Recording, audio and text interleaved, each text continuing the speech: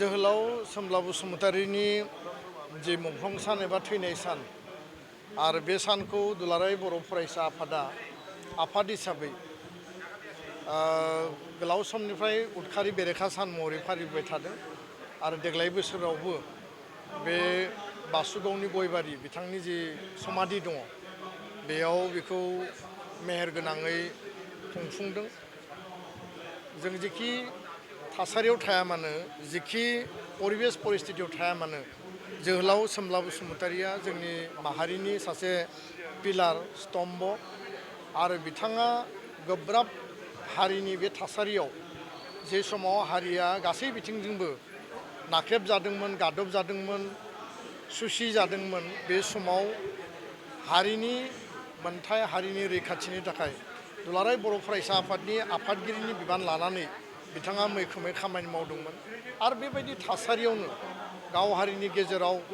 जे मोनसे जोंनि गेजेराव सान्थौ आरो सानस्रिनि फारागथि दंलायोमोन बे सान्थौ आरो सानस्रिनि फारागथिनि थाखाय बर' हारियाव गोबां जों गावजों गाव खोमाना लालायनाय बेबायदि थासारि फैदोंमोन आरो बे थासारिनिनो सासे भिक्टिम जोहोलाव सोमब्ला बसुमतारीयाबो आरो दिनै बर' हारिया बे गोलाव समनि सोमावसारनायाव बड'लेण्ड आलादा रायजोनि सोमावसारनायाव बे सोमावसारनायजों दुलाराय बर' फरायसा आफादनि सोमावसारनाय BLTनि सोमावसारनाय NDFBनि सोमावसारनायजों जोङो BAC BTC आरो BTR गोरोबथा मोनबाय आरो बे गासैबो जोंनि डेम'क्रेटिक आन्दलन नन भायलेन्ट आन्दलन आरो माने आर्म्सनि जि स्ट्रागल दंमोन बे चेप्टारफ्रा दिनै जोबफैबाय आरो जोबनायनि उनाव जों दिनै बिदा फंबाय ज'है गोरोबलायनानै दिनै जोहोलाव सोमब्ला बसुमतारीनि जि गोसोखांथि बे गोसोखांथिखौ माहारिनि सासे मैखोम जातीयताबादि चेतना आरो सिन्तानि सासे माने रल मडेल हिसाबै जों हाबा मावनो थाखाय